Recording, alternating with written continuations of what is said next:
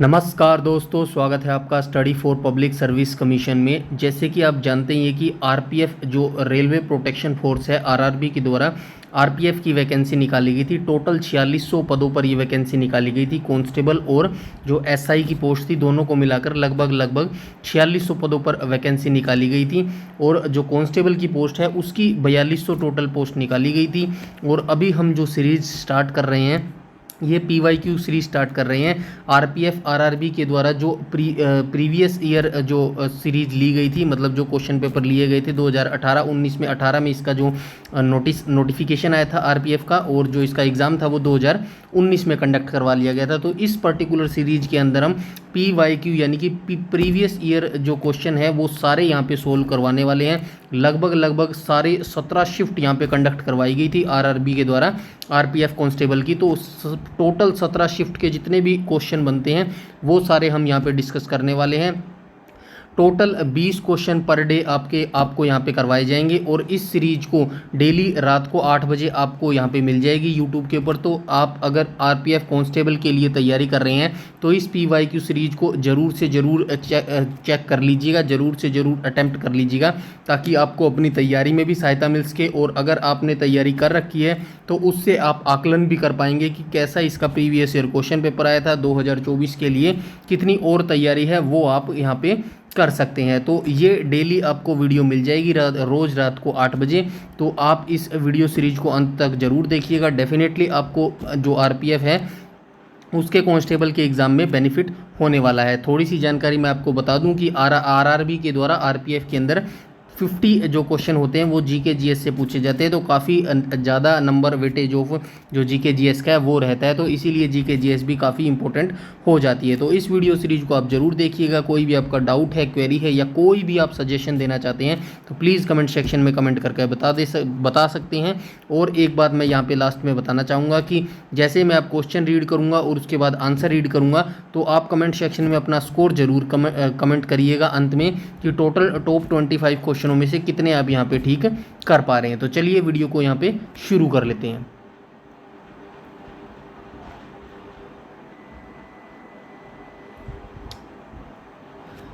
तो यहाँ पे देख लीजिएगा आरपीएफ आरआरबी कांस्टेबल का ये प्रीवियस ईयर क्वेश्चन है। प्रीवियस ईयर क्वेश्चन 2018-19 के हैं। और जो टोटल शिफ्ट है वो 17 शिफ्ट यहाँ पे कंडक्ट करवाई गई थी प्रीवियस ईयर में। तो उन सारी शिफ्टों को हम यहाँ पे डिस्कस करने वाले हैं। तो चलिए पहले नंबर पर चलते हैं, पहले क्वेश्चन नंबर पर। तो पहले क्वेश्चन नंबर में कहा गया निम्नलिखित में से कौन सा विकल्प कबड्डी खेल से संबंधित है। तो ये एग्जैक्ट वही क्वेश्चन है जो आरआरबी के PYQ क्वेश्चन में, मतलब जो लास्ट ईयर मतलब 2018-19 में आपका क्वेश्चन हुआ था, क्वेश्चन पेपर हुआ था, सेम वही क्वेश्चन है, कुछ भी चेंज नहीं किया गया है। इसीलिए आपको कहीं जगह थोड़ी सी मिस्टेक भी मिल सकती है क्योंकि सारे क्वेश्चनों वहीं से लिए गए हैं। तो चलिए क्वेश्चन नंबर फर्स्ट को देख लेते हैं। कौन सा विकल्प कबड्डी खेल से संबंधित है? क्या AKFI संबंधित है, AIKF है, फीफा है, या फिर BCCI है? तो क्वेश्चन नंबर जो फर्स्ट है उसका राइट ऑप्शन हो जाएगा ऑप्शन नंबर A। तो ये जो कबड्डी खेल से संबंधित है वो AKFI हो जाएगा। AKFI मतलब इसकी फुल फॉर्म भी आप याद रखिएगा, the amateur kabaddi federation of India. मैं यहाँ पे लिख भी देता हूँ, द अमेचर कबड्डी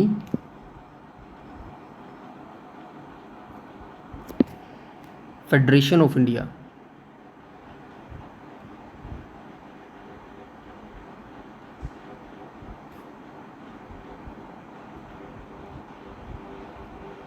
तो ये इसकी फुल फॉर्म हो जाएगी AKFI की, the amateur kabaddi federation of India, जिसकी स्थापना 1973 में की गई थी। तो इतनी जानकारी आपको इस क्वेश्चन के बारे में होनी चाहिए। बाकी भी क्वेश्चन, बाकी जो ऑप्शन है वो भी थोड़ा सा आप याद रखिएगा।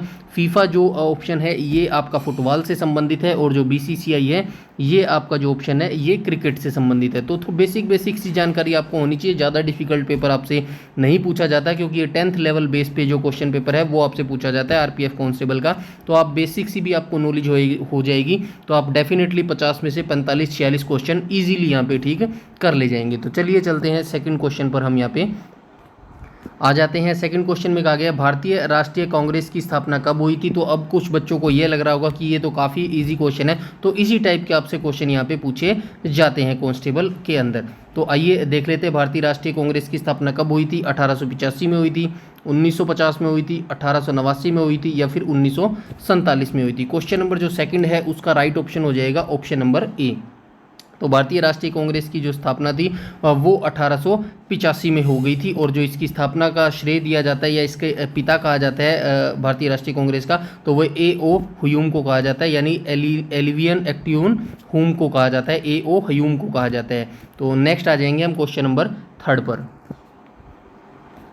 क्वेश्चन नंबर थर्ड में हम देख लेते हैं निम्नलिखित में से कौन सा एक आणविक अखंड है। तो ये जो 50 जीके जीएस के क्वेश्चन है ये मिक्सअप रहने वाले हैं आपके हिस्ट्री, ज्योग्राफी, पॉलिटी, साइंस सभी के यहाँ पे 50 क्वेश्चन मिला के आपसे पूछे जाते हैं। तो क्वेश्चन नंबर 3 को हम देख लेंगे निम्नलिखित में से कौन सा एक आणविक अखंड है। तो क्या क्लोरीन है, ऑक्सीजन है, सल्फर है या फिर आर्गन है। क्वेश्चन नंबर जो 3 है उसका राइट ऑप्शन हो जाएगा ऑप्शन नंबर डी। तो ये हो जाएगा ऑप्शन नंबर डी। तो कौन सा एक आणविक अखंड है, तो ये हो जाएगा ऑर्गन। नेक्स्ट आ जाएंगे हम क्वेश्चन नंबर 4 पर। क्वेश्चन नंबर 4 में कहा गया इनमें से कौन अंडमान और निकोबार द्वीप समूह को अलग करता है। मतलब अंडमान को निकोबार से कौन सा डिग्री चैनल अलग करता है। तो आइए 8वां बिंदु वे अलग करता है, डंकन का संकरा रास्ता करता है, 10 डिग्री क्रीक करता है या फिर कोको बे करता है। तो क्वेश्चन नंबर 4 का राइट ऑप्शन हो जाएगा ऑप्शन नंबर सी। तो ये हो जाएगा 10 डिग्री जो चैनल है वो अंडमान को निकोबार से अलग करता है। नेक्स्ट आ जाएंगे हम क्वेश्चन नंबर 5 पर। तो क्वेश्चन नंबर 5 में कहा गया क्षय रोग और टीबी रोग डैश के कारण होता है। तो जो ये क्षय रोग होता है और जो टीबी रोग होता है ये किसके कारण होता है। क्या ये प्रोटोजोआ के कारण होता है, क्या ये कवक के कारण होता है, क्या ये वायरस के कारण होता है या फिर ये बैक्टीरियल के कारण होता है। क्वेश्चन नंबर जो 5 है उसका राइट ऑप्शन हो जाएगा ऑप्शन नंबर डी। तो ये बैक्टीरियल के कारण होता है क्षय रोग, और जो टीबी रोग होता है ये बैक्टीरिया के कारण होता है। नेक्स्ट आ जाएंगे हम क्वेश्चन नंबर 6 पर। तो क्वेश्चन नंबर 6 में कहा गया घर्षण के कारण एक दूसरे के संपर्क में दो सतहों की सापेक्ष गति डैश है। तो जब दो चीज घर्षण करती हैं एक दूसरे के साथ, तो घर्षण के कारण दो सतहों की सापेक्ष गति क्या होती है, शामिल हो रही है, बढ़ता है, कोई परिणाम नहीं या फिर संघर्ष करता है। तो क्वेश्चन नंबर 6 का राइट ऑप्शन हो जाएगा ऑप्शन नंबर डी। तो ये हो जाएगा संघर्ष। घर्षण के कारण एक दूसरे के संपर्क में जो दो सतहें होती हैं वो एक दूसरे के सापेक्ष संघर्ष गति करती हैं। तो ये आपको राइट ऑप्शन हो जाएगा क्वेश्चन नंबर 6 का। नेक्स्ट आ जाएंगे हम क्वेश्चन नंबर 7 पर। तो अगर आपको इन प्रीवियस ईयर सीरीज जो हम आज से स्टार्ट कर रहे हैं इन सभी की अगर आपको पीडीएफ चाहिए बिल्कुल फ्री में, तो हमारे टेलीग्राम को जरूर से जरूर ज्वाइन कर लीजिएगा, जिसका लिंक इस वीडियो के डिस्क्रिप्शन में आपको मिल जाएगा। नेक्स्ट हम देख लेंगे क्वेश्चन नंबर 7। क्वेश्चन नंबर 7 में कहा गया कोलेरू जो झील है वो डैश के त्रिकोण में पाई जाती है। तो किसके त्रिकोण में जो पाई जाती है कोलेरू झील। तो आइए देख लेते हैं क्या गंगा और महानदी के त्रिकोण में पाई जाती है, गोदावरी और महानदी के त्रिकोण में पाई जाती है, गोदावरी और कृष्णा के त्रिकोण में पाई जाती है या फिर कृष्णा और कावेरी के त्रिकोण में पाई जाती है। क्वेश्चन नंबर जो 7 है उसका राइट ऑप्शन हो जाएगा ऑप्शन नंबर सी। तो ये जो गोदावरी और कृष्णा है इसी के त्रिकोण में ये पाई जाती है कोलेरू झील। नेक्स्ट आ जाएंगे हम क्वेश्चन नंबर 8 पर। तो क्वेश्चन नंबर 8 में कहा गया लोकसभा में कितने एंग्लो इंडियन सदस्य मनोनीत किए जा सकते हैं। तो लोकसभा में कितने एंग्लो इंडियन जो सदस्य हैं वो मनोनीत किए जा सकते हैं। 2 किए जा सकते हैं, 5 किए जा सकते हैं, 4 किए जा सकते हैं या फिर 3 किए जा सकते हैं। क्वेश्चन नंबर जो 8 है उसका राइट ऑप्शन हो जाएगा ऑप्शन नंबर ए। तो लोकसभा के अंदर एंग्लो इंडियन 2 सदस्यों को जो है वो मनोनीत किया जा सकता है। नेक्स्ट आ जाएंगे हम क्वेश्चन नंबर 9 पर। क्वेश्चन नंबर 9 में कहा गया यदि किसी व्यक्ति को दोनों संसद भवन के लिए चुना जाता है, मतलब किसी एक व्यक्ति को संसद के जो 2 सदन होते हैं लोकसभा और राज्यसभा, तो किसी एक सदस्य को दोनों जो संसद भवन है उनके लिए चुना जा सकता है।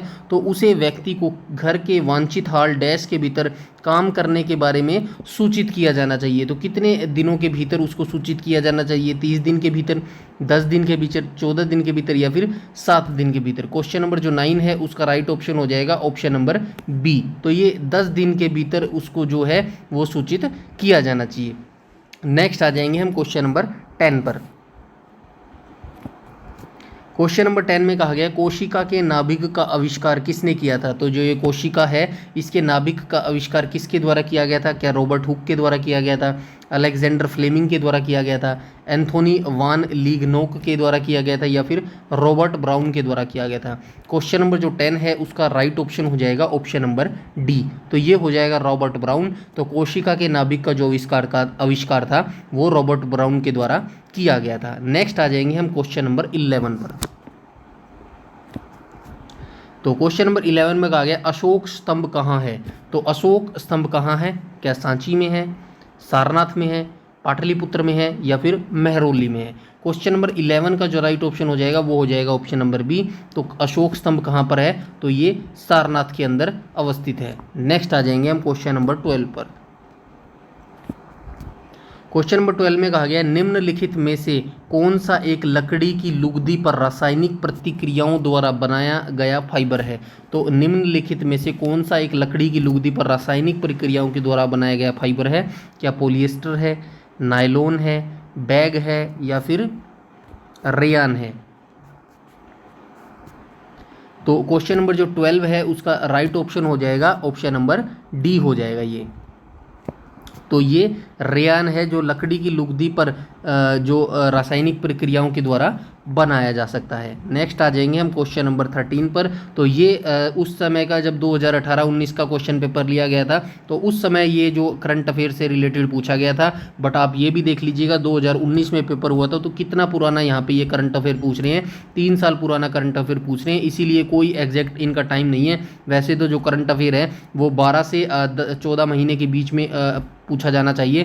मैक्सिमम 1.5 साल का जो करंट अफेयर है वो पूछा जाता है। बट ये जो आरआरबी के एग्जाम होते हैं इनकी कोई लिमिट नहीं होती। ये किसी भी करंट अफेयर को पूछा जा सकते हैं। 2012, 13, 16, 17, 18 तो किसी का भी पूछ सकते हैं। इसीलिए ये क्वेश्चन उस समय करंट अफेयर से रिलेटेड था बट अब ये हिस्ट्री से रिलेटेड हो गया है। तो इस क्वेश्चन को भी आप जरूर देखिएगा। आइए देख लेते हैं क्वेश्चन नंबर 13 को। रियो पैरालंपिक 2016 में पहली भारतीय महिला पैरालंपिक पदक विजेता दीपा मलिक ने कौन सा पदक जीता है। तो दीपा मलिक के द्वारा 2016 में रियो पैरालंपिक में कौन सा पदक जीता गया था। क्या तांबा जीता गया था, रजत जीता गया था, सोना जीता गया था, या फिर कांस्य जीता गया था। क्वेश्चन नंबर जो 13 है उसका राइट ऑप्शन हो जाएगा ऑप्शन नंबर बी। तो ये रजत पदक जीता गया था रियो पैरालंपिक 2016 में दीपा मलिक के द्वारा। नेक्स्ट आ जाएंगे हम क्वेश्चन नंबर 14 पर। तो क्वेश्चन नंबर 14 में कहा गया दक्षिण भारतीय मंदिरों के प्रवेश द्वार को क्या कहा जाता है। तो जो दक्षिण भारत है, एक तो उत्तर भारत हो गया और एक दक्षिण भारत हो गया। तो दक्षिण भारत में जो मंदिर है उनके प्रवेश द्वार को जहाँ से एंट्री करते हैं सभी लोग, तो उस एंट्री के जो द्वार है उसको क्या कहा जाता है। तो क्या गोपुर कहा जाता है, घर कहा जाता है, विमान कहा जाता है, या फिर अंतरिक्ष कहा जाता है। तो ऐसे ही टाइप के क्वेश्चन और ऐसे ही टाइप के आपसे ऑप्शन देने वाले हैं। अगर कि कोई बच्चा थोड़ा सा भी बेसिक अपने जो माइंड है उसका यूज़ करेगा तो ये जो है ऑप्शन देख के भी क्वेश्चन निकाला जा सकता है। अब दक्षिण भारतीय मंदिरों के प्रवेश द्वार को क्या कहा जाता है। अब अंतरिक्ष तो कहा नहीं जा सकता, विमान भी नहीं कहा जा सकता, घर भी नहीं कहा जाता है। तो लास्ट ऑप्शन क्या बच गया, तो गोपुर बच गया। तो इसका राइट ऑप्शन भी ये हो जाएगा। क्वेश्चन नंबर 14 का जो राइट ऑप्शन हो जाएगा वो हो जाएगा ऑप्शन नंबर ए। तो ऐसे ऑप्शनों को चूज करके भी आप जो है वो राइट आंसर निकाल सकते हैं। नेक्स्ट आ जाएंगे हम क्वेश्चन नंबर 15 पर। क्वेश्चन नंबर 15 में कहा गया भविष्य की पीढ़ियों की ज़रूरतों को पूरा करने की क्षमता को धक्का दिए बिना वर्तमान पीढ़ी की ज़रूरतों को पूरा करने की क्षमता विकसित करना इस वाक्य को क्या समझाता है। तो क्या समझाता है, कम विकास, सतत विकास, आर्थिक विकास, इनमें से कोई नहीं। तो क्वेश्चन नंबर जो 15 है उसका राइट ऑप्शन हो जाएगा ऑप्शन नंबर बी। तो ये कहलाता है सतत विकास। नेक्स्ट आ जाएंगे हम क्वेश्चन नंबर 16 पर। तो क्वेश्चन नंबर 16 में कहा गया दबाव का सूत्र क्या है। तो दबाव का, प्रेशर का सूत्र क्या है, यहाँ पे देख लेना, मास ऑब्ल्यूक क्षेत्र, बल बटे क्षेत्र, बल मास, या फिर बल समय। तो क्वेश्चन नंबर जो 16 है उसका राइट ऑप्शन हो जाएगा ऑप्शन नंबर बी। तो ये हो जाएगा बल क्षेत्र। तो क्वेश्चन नंबर 16 का राइट ऑप्शन हो जाएगा ऑप्शन नंबर बी। नेक्स्ट आ जाएंगे हम क्वेश्चन नंबर 17 पर। तो क्वेश्चन नंबर 17 में कहा गया दिल्ली के निम्नलिखित में से किस लोकप्रिय सुल्तान ने अलाई दरवाजे का निर्माण करवाया था। काफ़ी इजी क्वेश्चन है। क्या फिरोज शाह तुगलक ने करवाया था अलाई दरवाजे के निर्माण, अलाउद्दीन खिलजी के द्वारा क्या करवाया गया था, मोहम्मद बिन तुगलक के द्वारा करवाया गया था, या फिर बलबन के द्वारा करवाया गया था। क्वेश्चन नंबर जो 17 है उसका राइट ऑप्शन हो जाएगा ऑप्शन नंबर बी। तो अलाई दरवाजे का निर्माण जो था वो अलाउद्दीन खिलजी के द्वारा करवाया गया था। नेक्स्ट आ जाएंगे हम क्वेश्चन नंबर 18 पर। तो क्वेश्चन नंबर 18 यहीं पे है, इसको भी देख लेते हैं। भारत का संविधान भारत का वर्णन करता है। तो भारत का संविधान भारत को क्या वर्णन करता है? स्वतंत्र राज्यों का संघ करता है, राज्यों का संघ करता है, डोमिनियन ऑफ फ्री स्टेट्स करता है, या फिर इनमें से कोई नहीं। तो क्वेश्चन नंबर 18 का राइट ऑप्शन हो जाएगा ऑप्शन नंबर बी। तो भारत का संविधान कहता है जो भारत है वो राज्यों का संघ है। क्वेश्चन नंबर 18 का जो राइट ऑप्शन है वो हो जाएगा ऑप्शन नंबर बी। नेक्स्ट आ जाएंगे हम क्वेश्चन नंबर 19 पर। तो क्वेश्चन नंबर 19 में कहा गया निम्नलिखित में से कौन सा दुनिया का सबसे बड़ा झरना है? तो दुनिया का सबसे बड़ा झरना कौन सा है? योसेमाइट फॉल्स, नूह का झरना, भूरा झरना, या फिर एंजल फॉल्स। क्वेश्चन नंबर 19 का राइट ऑप्शन हो जाएगा ऑप्शन नंबर डी। तो ये हो जाएगा एंजल फॉल्स। तो निम्नलिखित में से दुनिया का सबसे बड़ा झरना कौन सा हो जाएगा? तो ये हो जाएगा एंजल फॉल्स। तो क्वेश्चन नंबर 20 पे आ जाएंगे, जो कि आज का लास्ट क्वेश्चन रहने वाला है हमारा। तो क्वेश्चन नंबर 20 को देख लेते हैं। सत्यमेव जयते शब्द किस उपनिषद में उल्लिखित है? या फिर ये समझ लीजिएगा सत्यमेव जयते जो शब्द है वो कहाँ से लिया गया है? क्या मुंडकोपनिषद से लिया गया है, छांदोपनिषद से लिया गया है, कठोपनिषद से लिया गया है, या फिर इनमें से कोई नहीं? क्वेश्चन नंबर 20 का राइट ऑप्शन हो जाएगा ऑप्शन नंबर ए। तो ये जो सत्यमेव जयते हैं ये मुंडकोपनिषद से लिया गया है। तो ये आज के टॉप 25 क्वेश्चन थे जो आरपीएफ के कांस्टेबल की पीवाईक्यू सीरीज है उसको हम यहाँ पे डिस्कस कर रहे हैं। तो ये अब अंत में आप जो अपना आपका स्कोर है टॉप 25 में से कितने आप यहाँ पे ठीक कर पाए हैं तो वो कमेंट सेक्शन में आप ज़रूर बताइएगा।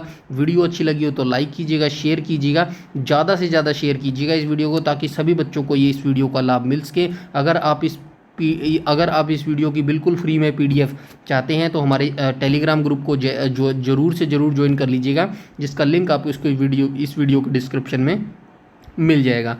तो आज के लिए हम 25 क्वेश्चन रखते हैं। रोज़ रात को 8 बजे ये जो वीडियो सीरीज है वो आपको मिल जाएगी। तो ज़्यादा से ज़्यादा ये 15 से 20 मिनट का एक वीडियो लेक्चर आएगा। तो अगर आपको सिलेक्शन लेना है तो ये पूरे दिन के 20 मिनट तो आपको देने ही पड़ेंगे, जिससे आपका अंदाज़ा लग जाएगा कि क्या लेवल रहता है क्वेश्चनों को और 2024 के लिए आपकी कितनी तैयारी हो चुकी है। तो वीडियो को अच्छे से ज़रूर शेयर कीजिएगा और ज़्यादा से ज़्यादा शेयर कीजिएगा। वीडियो अच्छी लगी हो तो लाइक कीजिएगा, शेयर कीजिएगा, और चैनल पर पहली बार विजिट कर रहे हैं तो चैनल को सब्सक्राइब कर लीजिएगा और बेल आइकन बटन को टैप कर लीजिएगा, ताकि समय पर आपको सारी नोटिफिकेशन मिलती रहे। यूट्यूब पर हमें फॉलो करते हैं तो प्लीज़ हमारा टेलीग्राम ग्रुप ज़रूर से ज़रूर ज्वाइन कर लीजिएगा। सारी नोटिफिकेशन, सारी अपडेट सब कुछ वहाँ पर बता दिया जाता है। इस वीडियो में इतना ही, तब तक के लिए धन्यवाद।